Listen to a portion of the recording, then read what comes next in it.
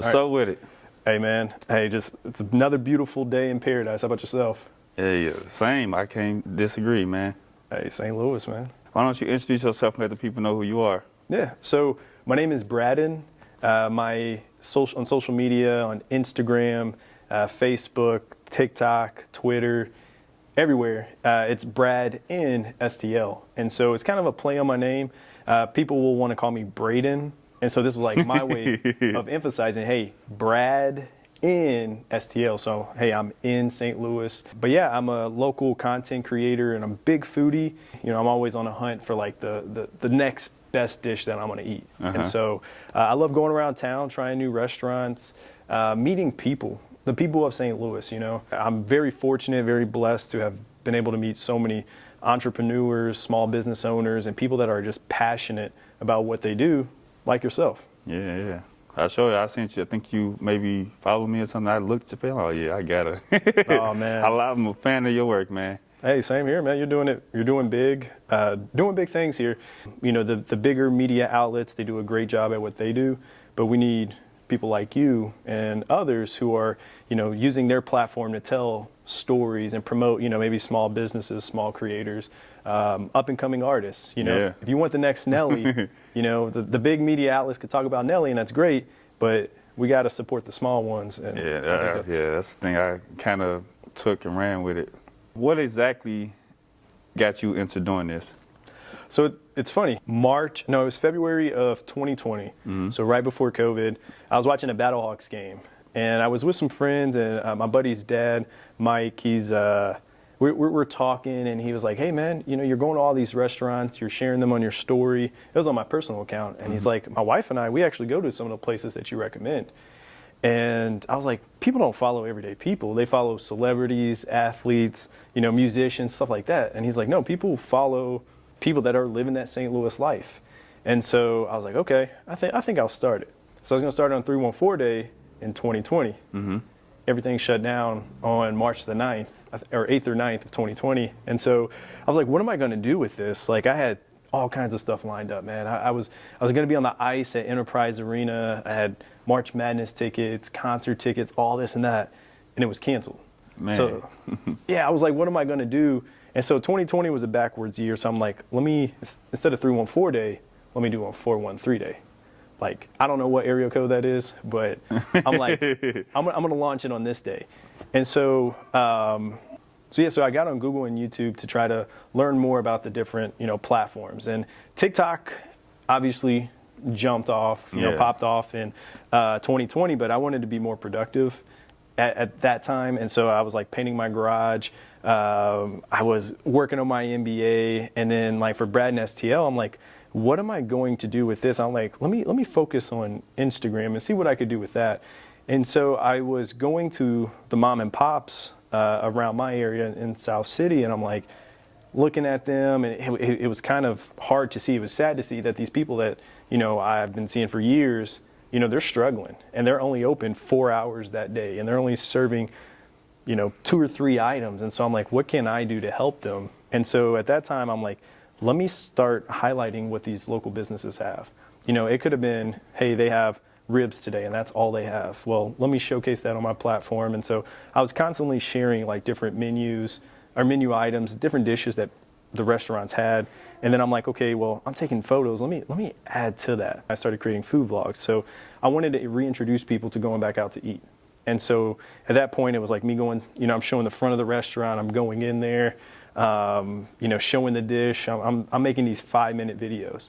Well, society opened back up in, you know, 2021. And so I started to create like reels and still highlighting, you know, the local mom and pops, the dishes, because like for myself, like I've never been a writer. I'm still learning, like, especially with like doing a journalistic, I guess we can call ourselves like journalists in a sense. So I'm learning to incorporate my writing skills with what I do to kind of highlight, you know, things like that. Yeah, it's a skill. One of the things I was trying to do to be productive was like whenever I was painting my garage, I was listening to Anthony Bourdain's book, and just the way he describes things. It was so amazing. And I'm like, well, I can't do that. I can't describe it in the way he does, but I can describe it with music. So like really early on, I was like, like I'd have something sugary, and I'm like, putting sugar pie honey bunch or something, as a song in the video. But for me, it's always been visual, the picture. When I go look at a menu, I'm looking at it, I see all the ingredients, but I'm looking at the next table over. I'm like, man, I need that dish. Yeah, what is that? Yeah. Like I'm a visual learner, but yeah, like seeing videos, and I hope I answered your question. I mean, I can just keep going, keep talking about just. It's funny that you said that your friend seen your post and he said that he wanted to try some of the things that you were posting. That's kind of how I got into trying, what's the kimchi guys? Like saying you keep posting about, I'm like, I want to go try it right up the street from my house. I'm like, well, I'm just go up there, try something out. The chicken, it's just amazing. Like kimchi guys, like they probably have at least top 2 wings in St. Louis, I'd say. In my personal opinion, I mean, gosh, that breading on the chicken is so good. It's made to perfection. Now, are you a cook yourself? I can make food. I can grill. I love the cast iron. I love making food myself, but I can't say that I was ever a chef. Once again, it was reading the cookbooks, and I'm like, what exactly is this thing right here? Like, because I'll know like 80% of it, right? And then I'm like, wait, what is this? Or you're always missing one ingredient. You know what I mean? Me myself, I am a cook. I started off in the restaurant, and I just fell in love with it. Gosh, so you have an extra appreciation for some of the steps that something took. If I get the recipe and I got all the utensils, the pans, and everything, I can make it. Like a lot of people have trouble making their own fried rice. It's the method to the madness. I say the number 1 rule is to cook the rice first and cool it. And St. Louis is known for having, I guess, the best fried rice in the nation. Yeah. Which location would you say has the best? Put you on the spot now. So I think it's going to be, so I'm married, right? And so if you and your significant other can agree on something, for us, like My Lee, oh my goodness, Nudo House, and obviously it's 2 separate restaurants, but they're, family owned. Gosh, man, that chicken, their chicken fried rice, so good. My Lee, yeah. During the pandemic, I was unfamiliar with them, and then, like you said, I'm a foodie. I just don't put it out. Yeah. But I go to a lot of various restaurants, and I discovered that, and I've been going ever since. Well, it's insane. Like they have over 200 items you can choose from. Yeah, I just get the fried rice, but I actually went there, like maybe. I want to say sometime last week, I went there and sat in. I'm like, man, where the heck do I start? It's a whole list. You looked up the menu. I'm like, oh my God. A lot of times before I go to a restaurant, I'm like looking through social media on what they have. You know what I mean? And I'm like looking, I'm like, oh, that looks good. I got to get that. But also when I go there, I'll ask them like, hey, what's your most popular item? What is that thing that when people come, that's what's drawing them here. Yeah. And then also, what is your favorite item? So I hope my wife likes one of the dishes, so I can at least take a bite off of it. But if not, then I can go back and visit again. I'm gonna go back to what I said about you make your own dishes. I seen that you experiment with the red hot riplet seasoning and the red hot riplet chips with the chili. Yep. Then I think you made the salmon. Oh, I put on salmon and everything. Yeah. Man, I had that sauce this morning. I had leftover taco meat, bell peppers, and then I put some eggs because I scrambled it up, and then I poured some of the riplet seasoning on it, and the sauce. The sauce is delicious. So like the stuff I make stuff at home or like when I go out to eat, I order food I know I'm not going to make at home. See, me myself, I would say that I'm a very, very good cook. I used to work at a restaurant called Half and Half. Are you familiar with that? One off in Clayton. I was working there. I created a special. It was supposed to be like a weekend special. They were giving all the cooks, opportunity to kind of create their own special. That's awesome. And I made a thing called the breakfast sushi, where it's actually a sushi roll, but it's bacon. It's wrapped in bacon, and then inside is cheese, jalapenos, sausage, bacon, potatoes, and it's all just wrapped up. Like the eggs, I cook it like I just scramble everything up together, and I just kind of put it inside of there. And then just bake it for maybe, I think, like an hour. And I kid you not, every Sunday when we did a special, they open up at 8 o'clock, and they'd be sold out before 8:30. That's crazy, for man. 8:30. That sounds so good, though. Yeah, it was a very good dish. It's just something, like I said, I'm a foodie myself. I go to a bunch of different restaurants, try a lot of different styles of cuisines.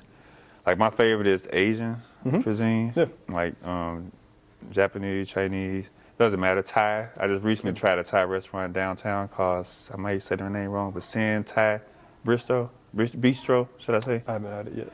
It's right on Washington, man. You gotta try it. When you go there, I want to see it on your Instagram. You go there, ask for the drunken noodles. Do you like spicy food? Yeah. Now I'm gonna ask you a question. You know, I know you're this is your show, but now where did that inspiration come from when you were making that breakfast roll? Was it just like, man, all this stuff tastes good together. I have this skill. Let me experiment and make it. The inspiration came from me having a liking of the Asian cuisine, and I never really tried sushi at that point in my life, but I was at a brunch restaurant, so I thought, like, hey, it'd be a cool idea to make, like I said, a breakfast sushi. I didn't think it was possible. I looked up the ingredients, and I didn't make it exactly how they made it, but I made it work, and it was. I'll show you a picture when we get finished. It was delicious, man. See, that's what's cool though. Like food, like, you know, it. To me, what has been crazy about what I do is, like, I've been able to make being a foodie into a brand. You know, I'm here talking to you about food, and that's like one of the most beautiful things about it is, at the end of the day, we all got to eat. You know, and so we can come from all different walks of life, but we still got to eat. And it's like, if you want that icebreaker, just talk about food. Like, sometimes I don't even know what to talk to people about. I'm just like, hey, what did you have for breakfast? I'll ask you this: what would you say would be your favorite cuisine? Man, I love Mexican food. Yeah. God, I love Mexican food. Man, Korean food, so good. I guess the kimchi gas is kind of Korean. Yeah, I don't know, would it be considered traditional though, Korean? Or is it like more like I got the Tex-Mex? Just talking to like some of the business owners here, it's like, you know, those who truly love the dish, they're going to order that dish. But they also have to Americanize it. They have to make it very, you know, more Midwest to introduce you to this. You know what I mean? So I can't really say 100% if like Kimchi Guys is full Korean, and I apologize if they're watching. I love their food. I love it. Yeah. It's actually, my wife had it Thanks last to you. week. You got it. My wife had it on Sunday, and I didn't even take a photo of it. I'm just like, we're just eating. You know, man, I love Mexican food. I love Asian food. I love a good fajita. Fajita, yeah. A good fajita, you know, whether it's steak, chicken, beef, whatever. Because, like, you know, you eat the fajita in that moment, but then the next day you can put that in your scrambled eggs and make breakfast burritos. Yeah. So I would definitely have to say fajitas. Fajitas. I love fajitas. I would say just your content that you produce, it inspires a lot of people. Like, I just say, even last night, I was looking over your page and I seen you share the penalty killer pastrami at the Blues game. I never been to a Blues game, but last night I went. Really? And you tried it? I didn't get a chance to try it, man. I had some buffalo chicken tenders. But yeah, it was a good experience. I just say that just going to the Blues game, it was a good experience for me. Took my kids, my fiance. We all went out and just had a good time. All of our first time. My kids, they enjoyed it. So yeah. First time to the hockey game? First time to the hockey game. Awesome. It was like, the game started like 30 minutes right before we bought the tickets. I was like, come on, let's go. Put your clothes on, put your shoes on. That's how you gotta live, man. Yeah. That's a good way to live because, like, you know, especially now being back to just being busy, you know, it's good to just have those spontaneous moments where you're like, you know what, we can just sit down here for the next 3 hours and watch TV, or we can go live and be humans and just live in that moment, you know. How do you stay in shape? By you going around the city, trying all these different cuisines from all these various restaurants. And I'm sure you got to have some type of strict diet plan or regimen to keep yourself intact. Yeah, that's an excellent question. A lot of people will say, like, hey, man, how do you eat all that food and stay your shape? Well, like, first off, I turned 30 a few months ago, and my metabolism's starting to slow down. So I'm starting to realize, like, okay, like, what can I do to, like, balance things, right? And so even just before coming here, I had a smoothie. And so I have, like, the fruits, the veggies, and I really try to eat all that, you know what I mean? So then, like, when I do go out, and it's actually funny, the healthier stuff that I post gets no traction. But, man, when I'm posting, like, burritos and fried chicken, it's like, people love it. You know, the desserts, those, like, guilty pleasures, they love it. But for me, I always try to get over 10,000 steps a day. And it's kind of funny because, like, I used to laugh at people that, you know, hey, I got to get my 5,000 steps. And now I'm over here like since 2020, bro, like I'm like, hey, I got to get like 10,000 steps. Yeah. And I always work out 4 or 5 times a week. Okay. Even if I'm not working out, every Friday morning, myself and 2 of my buddies, we go on a walk around Forest Park. Before work, it's a great way to catch up. But, you know, it's a great place to be that's very calm in the early morning. You know, you're in this, you know, one of the top 2 parks in the country, and you're just there, and you may see 5 people the whole time. It's so calming. I try to eat as healthy as I can, but I mean, sometimes I go on streaks. Like, I love M&Ms. I try to stay physically active, and I'm very intentional about it too. Like, I know I have a busy day today, so I'm like, okay, 4:30 this evening, got to get the workout in. I need to get back consistent like that, man. So like you said, I hit 30 last year, just hit 31 last week. Yeah. So, Hey, thank you. So, like you said, my metabolism, I used to eat whatever. Yeah. Now it's like, hold on, Yep. got a little pudge. I'm always been slim, but like, oh, slow down, man. I Yeah. haven't been working out as consistent as I was before, so it's like, man. Like with that, I didn't realize, like, I think I only put on like 3 pounds from like, was it 3 pounds there since I started my page? So that's some good news. But man, I put on some of my dress clothes and stuff that I didn't wear for 2 years. When I go to work meetings and stuff, and I'm wearing these dress clothes, I'm like, dang, man, this stuff's a little tight, man. So then, like, I'm disciplined enough that I'm like, all right, the next 2 weeks I need to cut back a little. Gotcha. So it's 2022. What do you have in store this year? I know you have the STL short series. Then you was doing the toasted ravioli series when you first started. And I'm sure you got more series to unfold as the year continues. What are your plans this year? Oh, man, we got some big plans. So I actually started a social media marketing agency, Space Mission Marketing. Okay. And that came from, you know, just learning so much and working with over 200-300 local businesses to create content for them. And I'm like, this is a valuable tool because a lot of people order food based upon what they see on social media. I created that social media marketing agency to help local businesses. I actually started a Cherokee Street series, and I'm working with my buddy Juno. That's a good one. Man, it's good, but it's tough, man. You know how tough it is to get down to like 8 to 10 places on Cherokee Street?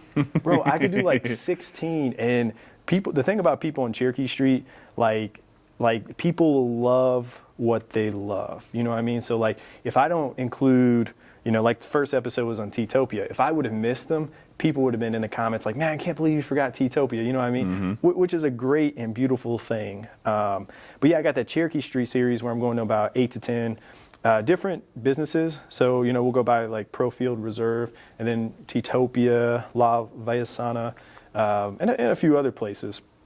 And what I tell people, you know, I make these shorts because, you know, your average person's not watching 5-minute videos on their phones anymore. You know, they're watching, you know, if I can get it down to 30 seconds to a minute, that's better. And for me, it's more of, hey, there's this guy exploring his city. You know, here's the business. Here's what they sell. Oh, it looks cool on the inside. Man, that food that he has looks great. I wonder where he's going to go next. And that's kind of like my formula is to get you in there to try the new place. Yeah. You know what I mean? And then, you know, I love ice cream. So I'm going to have an ice cream series. Okay. Starting, I believe it's Memorial Day weekend to Labor Day weekend. Gotcha. So every week I'll go to a different ice cream shop around town, just show that experience. Hey, this place you get a waffle cone. You go to this place, it's frozen custard. So that'll be exciting. Have something in the works with Emos coming up here. Hey man, thanks. It's they're an awesome company to work with. Very fortunate. So I'll go around trying their specialty pizzas for the next few months, and we have some other things in the back pocket. Can't really discuss, but I truly believe it can help St. Louis as a whole, and it wouldn't be like BradEN STL is the face of it. I have something in my back pocket that I think can just be great for the overall city. Gotcha. And it maybe involves food, maybe it doesn't. I don't know what to say right now. But just stay tuned because this is a big project. When it happens. Forgot to mention earlier that with you starting like during the pandemic, it probably helped save a lot of businesses. Are you giving a highlight, like highlighting a lot of small businesses during that time? 'Cause a lot of places were shutting their doors because people not coming out spending money. Man, it's like when I was doing it, I didn't really think about it because I'm like, you see your numbers going up. Like, you see 1,000, 2,000, 3,000 people, and I'm like, people like the content. And what I tell companies too, that if I'm working with them, like, hey, look, like 5,000 people follow me, right? Mm-hmm. These aren't 5,000 people around the country. Maybe 2% of people live around the country. They're curious. Most of these people are in St. Louis. Mm-hmm. And so, like, it's just crazy to me, like, when I hear from some small businesses, like, hey, you came in on this date. We've been selling this item for 2 weeks. But when you came in and posted that on a Wednesday, that Friday, Saturday, and Sunday, we sold out of our food. Mm. And that is just, like, crazy. And, like, because that's the power of social media, mm-hmm. And it's like we're using it for the good. We're not spreading conspiracies. We're telling people, hey, we have a lot of great food in this city. And so, like, that is just, it's amazing. And plus just talking to the small business owners, you hear that passion, and they know, like, times are tough. The cost of everything has gone up. So mm-hmm.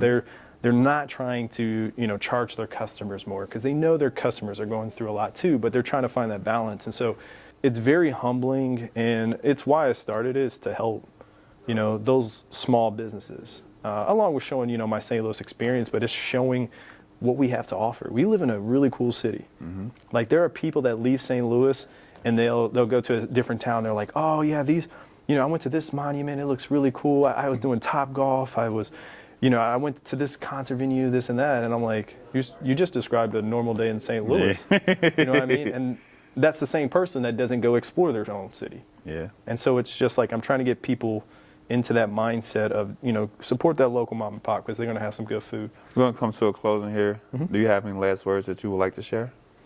Pretty much that we live in a great city with a lot of opportunity. We live in a city that has its problems, but, St. Louis is a city that is what you make it.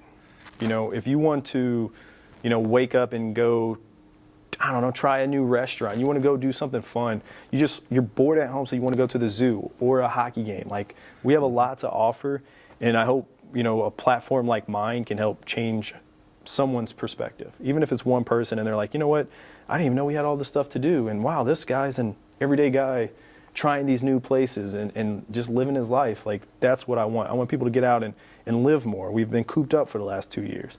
So just like, go out, explore. We have a lot of fun, free things. And so, and then if you want to follow me, BradEN STL, that's great. But it's about yourself, getting out and exploring this city. I'm one of those people that have encouraged people to create Instagrams, TikToks, Facebook accounts around something you're passionate about in this city. We need more of you. Share your story. If you don't see something, make it. I love St. Louis, so I just want to see us thrive.